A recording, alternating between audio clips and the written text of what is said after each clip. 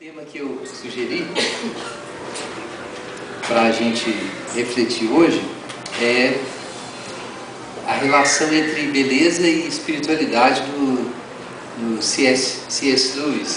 E, na verdade, ele era professor de literatura na Inglaterra, se tornou bem conhecido na área da crítica literária, né, e na produção, né, nesse setor, mas também tem vários livros sobre cristianismo e cultura, não só literatura, né, mas textos sobre a fé cristã também. E em diversos momentos ele fala também sobre o tema da beleza, que é um tema que a gente vai falar, um tema que o Rodolfo tinha mencionado numa outra edição do Arte e Prosa. Então eu quero falar sobre isso, a relação entre a experiência do belo e a espiritualidade na visão do C.S. Lewis. E eu vou começar contando a experiência dele, ou apresentando a experiência que o C.S. Lewis teve. No livro Surpreendido pela Alegria, é uma autobiografia que o C.S. Lewis escreveu, em 1955 ele publicou. Ele fala a respeito da sua experiência da infância até a conversão do ateísmo para o cristianismo, uma experiência que ele teve. Eu acho que isso é muito importante para a gente entender o que o C.S. Lewis faz depois, não só como pensador cristão, mas também como na área dele mesmo, né, que era literatura clássica, literatura medieval, eram os assuntos que ele mais gostava de estudar e que ele lecionava. Mas então, nesse livro, que ele conta sobre a vida dele, esse livro está esgotado, né, publicado pela Mundo Cristão, e ele não está disponível no momento. Tem 3 exemplares na estante virtual. Tem na estante virtual. Então, ó, tem 3 exemplares na estante virtual, acabei de ficar sabendo. Então, esse livro é muito interessante, porque toda a narrativa gira em torno de uma experiência que o C.S. Lewis teve, que ele chamava de alegria. Parece uma experiência estranha, né? Que experiência é essa? Alegria todo mundo experimenta, né? Mas a forma como ele descreve essa experiência é diferente.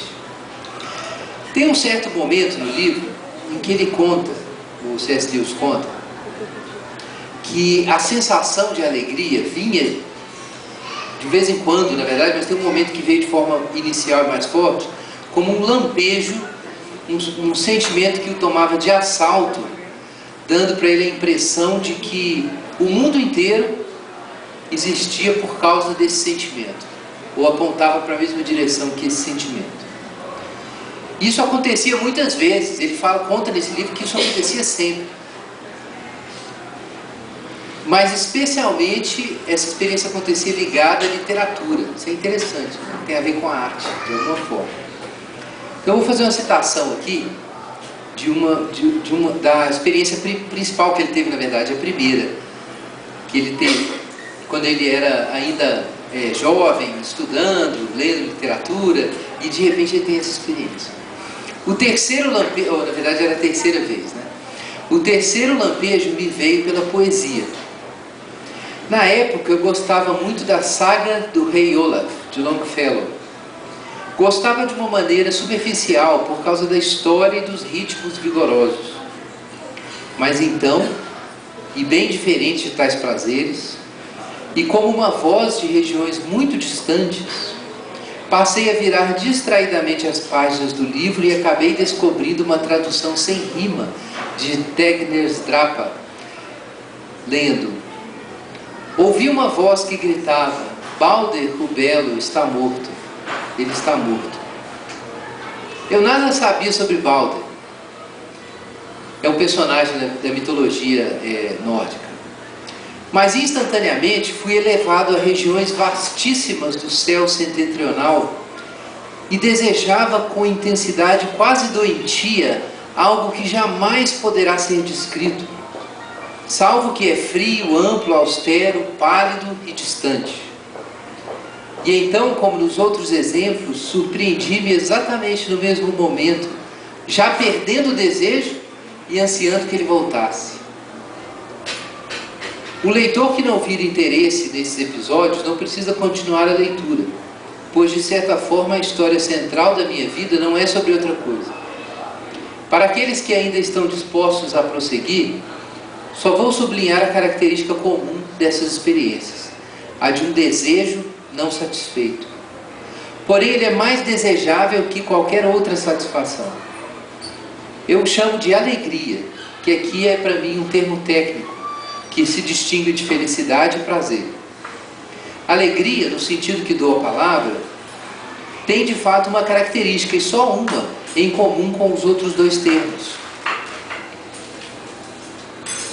O fato de que qualquer pessoa que já experimentou vai querer senti-la novamente.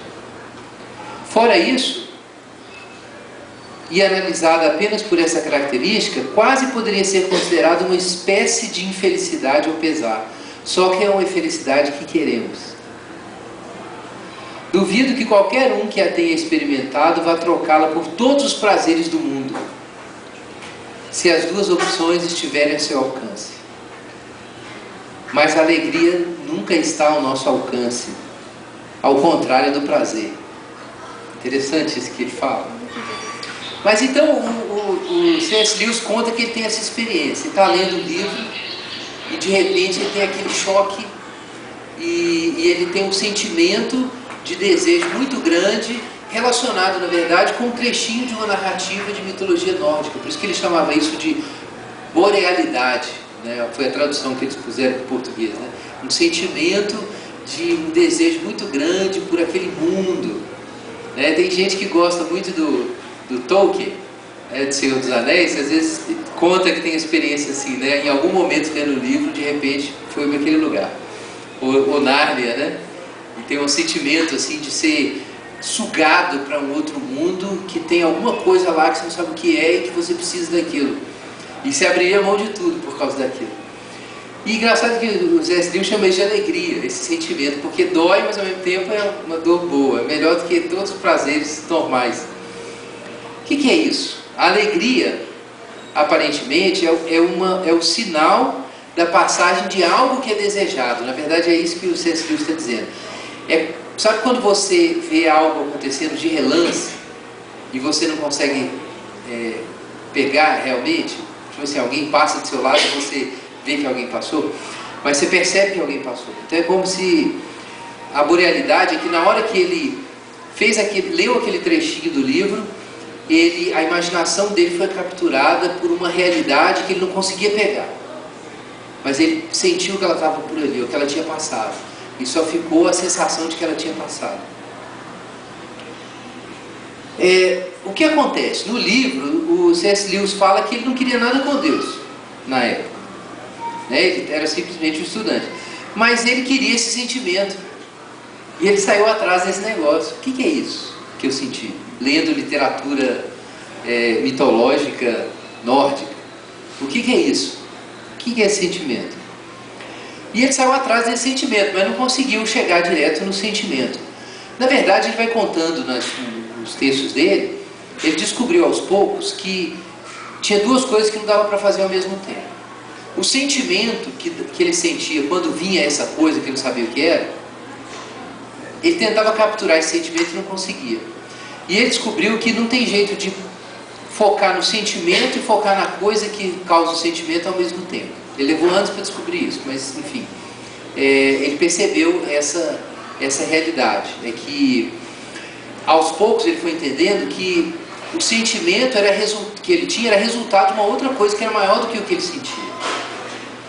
E para ele ter esse sentimento, ele tinha que parar de buscar o sentimento e buscar essa coisa, porque ela deve existir em algum lugar. Porque só buscar o sentimento não fazia sentido. Então ele, aos poucos, isso é muito legal, o C.S. Lewis fala que ele desistiu de buscar a alegria para buscar a sua fonte. Ele desistiu de buscar esse sentimento para buscar o que é essa realidade que o capturava, às vezes com a poesia, né, ou com a literatura, ou com outras experiências. No final do livro, se descobre em mim um desejo que nenhuma experiência desse mundo pode satisfazer, a explicação mais provável é que fui criado para outro mundo. Se nenhum dos prazeres terrenos satisfaz esse desejo, isso não prova que o universo seja uma grande enganação. Provavelmente esses prazeres não existem para satisfazer esse desejo, mas só para despertá-lo e sugerir a verdadeira satisfação. Se assim for, tenho que tomar cuidado, por um lado, para nunca desprezar os benefícios terrenos, nem deixar de ser grato por eles. Por outro, para nunca tomá-los pelo algo a mais do qual são apenas a cópia, o eco e a miragem. Interessante isso aqui, que o C.S. Lewis fala. No Mal-Estar na Civilização, o Freud diz que o universo ele não está organizado para nos fazer felizes. E ele não vai nos dar isso, embora a gente queira ser feliz. Em outras palavras, existe um desarranjo fundamental entre o que nós somos e o que o mundo é. O que parece bastante irracional você pensar nisso, né? Se o mundo é sempre o que ele é, idêntico a si mesmo, né, por que, afinal de contas, aparecer um ser que quer sair do mundo, afinal? Ou que precisa de algo que o mundo não pode oferecer? Então o C.S. Lewis fala assim, não, isso não é uma irracionalidade, não é uma enganação, isso é, na verdade, a boa razão devia nos ensinar que a gente tem um destino maior do que os prazeres do mundo. E aí vejam que o C.S. Lewis está vinculando isso aqui com a experiência que ele teve, lendo poesia, que ele chamou de borealidade, que é essa paixão por alguma coisa muito grande, misteriosa, que apareceu na poesia, mas quando ele voltou a ler a poesia não estava lá mais. Como é que isso é possível? Então o C.S. Lewis fala, não, isso é na verdade um desejo que a gente tem de transcendência. Kierkegaard dizia que o homem é uma síntese de finito com o infinito. O finito é a nossa materialidade, a nossa biologia, a nossa estrutura natural. O infinito é essa sede que a gente tem do possível, das possibilidades que poderiam se realizar, o desejo do eterno. E a gente é uma síntese das duas. E de vez em quando quando a gente está sossegando, né? Quando a gente está se encaixando e se tornando alguém normal, de repente você sente esse rapto interno. E aí você descobre que o finito, o desejo do infinito nunca se resolve nas coisas finitas. Num outro livro, chamado Peso de Glória, o C.S. Lewis diz o seguinte, e aí já falando como um pensador cristão, né? Se fomos feitos para o céu, o anseio pelo nosso lugar já está em nós, mas não está vinculado ao seu objetivo. E até mesmo nos parecerá seu concorrente. E isso é só o que encontramos.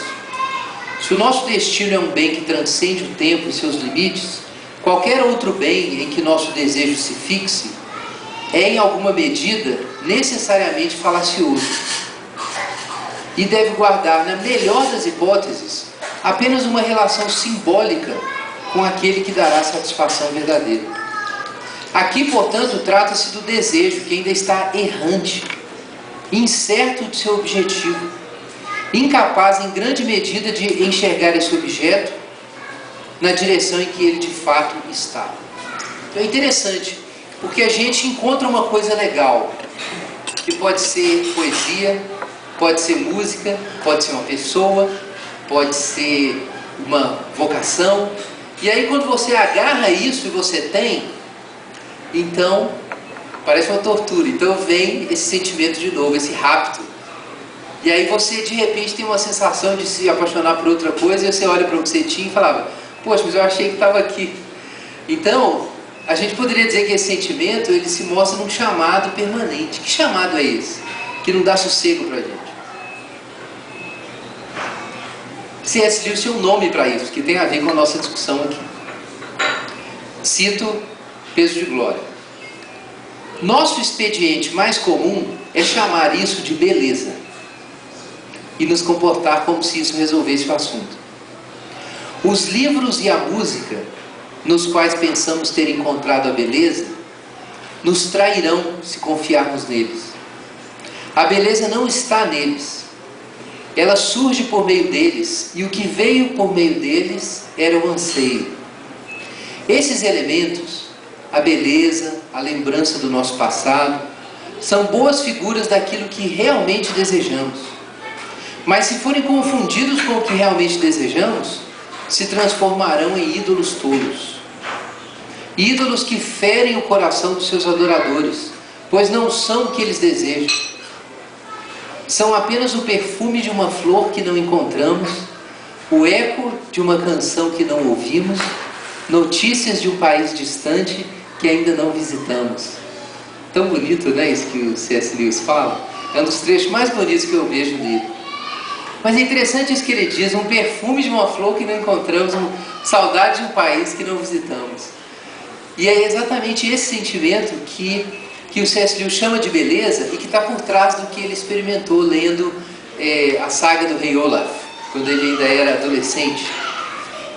O rapto que a gente experimenta é exatamente esse.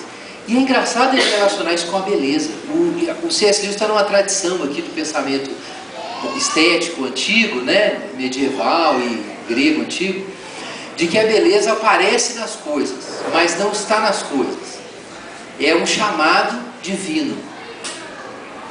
E se você tentar se agarrar a qualquer beleza terrena, você vai se decepcionar, porque é só um chamado.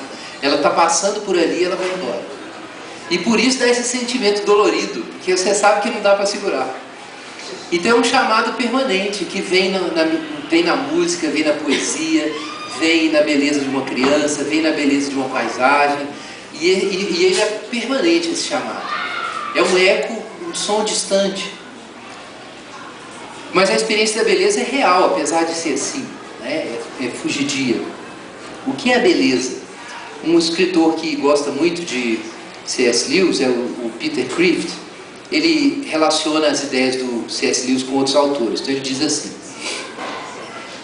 a beleza, de acordo com Tomás de Aquino, um teólogo cristão e filósofo antigo, é aquilo que ao ser visto causa prazer. Embora a beleza seja derivada da verdade e da bondade, ela tem mais poder sobre as nossas almas. Por isso, os maiores vícios vêm de algo que parece ser belo, seja o anel de Gollum, aí para os nerds do grupo, seja um falso precioso, uma viagem de álcool ou drogas, que é uma falsa experiência mística, ou um falso amor que macaqueia o amor matrimonial, mas carece de sua verdade. E por isso a única cura para o vício virá de algo que seja mais belo que o vício. Interessante, o que o Kreeft diz, usando muito o C.S. Lewis, é que o vício acontece porque a gente cai na ilusão de que a beleza é aquela experiência de prazer que a gente teve, ou é aquela coisa boa que a gente conheceu. Aí a gente arruma um ídolo e fica preso ali. Mas a beleza vai embora. Só que o vício fica. Então a beleza é frágil também, porque ela pode ser usada pelo mal. Ela é muito frágil, ela pode ser manipulada, ela pode ficar só superficial. Isso não devia fazer a gente ignorar ou desprezar a beleza, o fato dela ser frágil. Muita gente, quando ouve essa conversa, se sente mal. Tem duas formas de falso puritanismo que incomodam muito hoje, ou atrapalham muito hoje as pessoas. Um é o falso puritanismo religioso, né? Que é o pessoal que acha que o serviço a Deus, ele envolve o compromisso de obedecer, é uma coisa moral só e da consciência, como se não envolvesse desejo, como se não envolvesse alegria. Mas o C.S. Lewis diz que esse desejo nosso, que aparece na experiência da arte e da beleza, numa experiência ordinária, ele aponta na verdade para Deus, para as coisas divinas. Mas você tem também um outro puritanismo, que é o puritanismo cínico, que é a pessoa que foi traída por uma falsa beleza e decidiu no coração dela que a beleza não existe, e se existir ela não interessa. Então ele se torna cínico.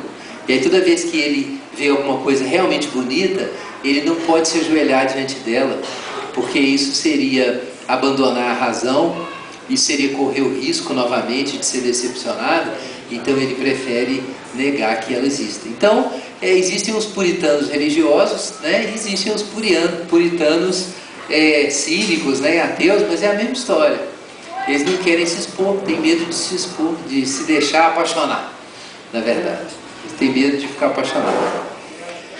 Mas ser uma pessoa virtuosa, quando ele fala de filosofia moral, que é outro tema dele, ser uma pessoa virtuosa é reencontrar o que ele chama de ordo amores.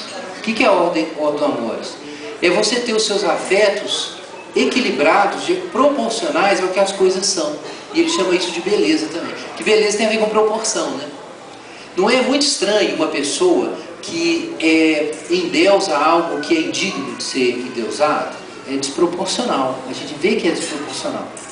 Né? Por exemplo, se eu amasse mais o meu automóvel do que a minha esposa, a gente poderia dizer que, além disso ser imoral, isso é feio, né? Porque é feio. Qual é a feiura da coisa? A feiura é que é desproporcional. Porque o amor que uma mulher tem que receber não tem comparação com o amor do que o automóvel vai receber. Então, existe uma beleza na existência que acontece quando ela é boa. E a existência boa é uma existência em que a gente ama as coisas de acordo com a sua natureza. Por isso que a gente fala que tem gente que tem uma vida bonita. Você já viu essa expressão? Não, fulano tem uma vida tão bonita. Como assim? O cara certinho, cuida dos outros, é amoroso. Aí a gente usa categorias estéticas para dizer que a vida dele é boa. Por quê? Porque a beleza e o bem têm uma relação, né? Essa harmonia que precisa existir. Mas aí o C.S. Lewis fala, olha, o que é mais importante e mais digno de amor do que, senão, a origem de todas as coisas e de toda a beleza que a gente vê no mundo?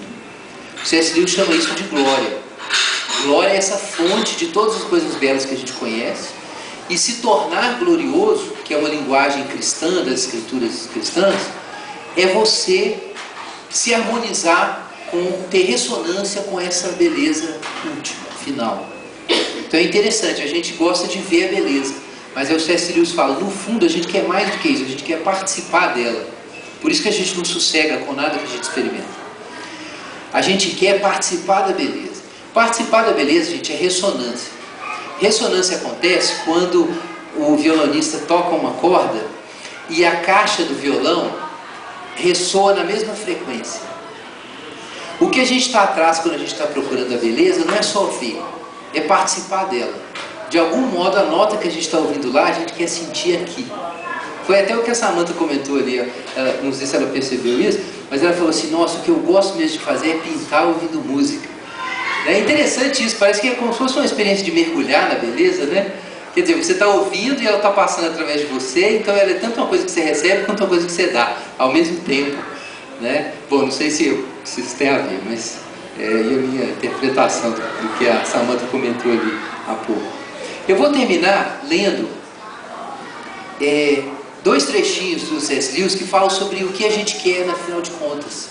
Que desejo é esse que nada no mundo pode nos dar? É o desejo pela fonte da beleza.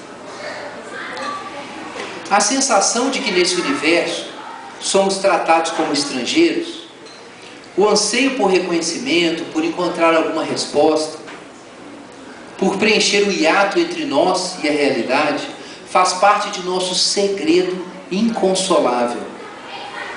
Desse ponto de vista, a promessa de glória, no sentido mencionado, é muito relevante para o nosso anseio profundo. Glória, ele fala sobre como a gente vai receber isso de Deus no futuro. Glória significa boa reputação para com Deus, aceitação por parte de Deus, resposta, reconhecimento, boas-vindas ao âmago das coisas. A porta em que estávamos batendo durante toda a nossa vida, finalmente se abrirá. Do que ele está dizendo? Do que ele está falando? Ele está falando que a gente quer participar de uma realidade que está distante, mas que a gente sabe que ela, de algum modo, pode ser acessível. Vocês já viram uma paisagem muito bonita, talvez na TV, e você pensou assim, nossa, eu queria ir para lá. Ou então você já passou num lugar que tinha uma paisagem muito bonita, de carro mesmo, e você olhou aquilo e deu vontade de você descer lá embaixo e entrar e participar daquilo. Roger Scruton, um filósofo conservador contemporâneo, o livro dele sobre a beleza foi recentemente publicado, eu acho que foi pela Realizações. Mas ele escreveu um livro eu li em inglês, On Beauty, e ele fala uma coisa interessante. A beleza é um chamado. E de certa forma o que a gente quer quando a gente ouve esse chamado é participar mesmo da beleza. Então ele usa a arquitetura como o paradigma da beleza. Ele diz assim, que uma das principais experiências que a gente tem é quando a gente vê uma paisagem ou um jardim muito bonito e a gente quer entrar nele. A gente quer se misturar com aquilo. E essa experiência, eu sei também, porque eu toco um pouquinho de teclado, amador, né, naturalmente. Mas o Pedro também sabe o que é essa experiência. É legal você ver alguém tocando bem, uma banda tocando bem, mas é mais legal quando você está na banda. Porque nessa hora você não está recebendo só a música, você é a música. Você não está contemplando a beleza, você é a beleza nessa hora. Essa experiência é interessante. E o C.S. Lewis diz que no fundo o que a gente quer é isso, é se unir com esse bem, essa beleza que é a fonte de tudo. E aí eu vou citar, é minha última citação do C.S. Lewis, é longa, mas ela vale muito a pena. E aí eu encerro, Claudio. Isso me leva a um outro sentido de glória nas Escrituras. Glória como brilho, esplendor, luminosidade. Nós brilharemos como o sol, é o que diz a Escritura. Receberemos a estrela da manhã. Acho que comecei a entender o que isso significa. Num sentido, sem dúvida, Deus já nos deu a estrela da manhã. Podemos sair e desfrutar a dádiva de muitas lindas manhãs se nos levantarmos bem cedinho. O que mais podemos querer? Você deve estar perguntando. Mas nós queremos muito mais. Queremos algo que os livros de estética, aqui os livros de estética dão pouca atenção, mas a respeito do que os poetas e as mitologias sabem tudo. Não queremos pura e tão somente ver a beleza, embora Deus saiba que isso já seria generosidade o bastante. Queremos algo mais, que dificilmente pode ser traduzido em palavras. Queremos ser uma só unidade com a beleza que contemplamos. Queremos nela penetrar, recebê-la em nosso ser, banhar-nos nela, fazer parte dela. No presente estamos do lado de fora do mundo, do lado errado da porta. Conseguimos discernir o frescor e a pureza da manhã, mas eles não nos renovam, nem nos purificam. Não nos podemos misturar com os esplendores que contemplamos. Mas todas as páginas do Novo Testamento sussurram que não será assim para sempre. Um dia, queira Deus, passaremos por essa porta. Quando a alma humana se aperfeiçoar a ponto de obedecer voluntariamente, como as criaturas inanimadas o fazem em sua obediência inânime, então ela se revestirá de sua glória, ou melhor, da glória mais excelente, da qual a natureza é apenas o primeiro esboço.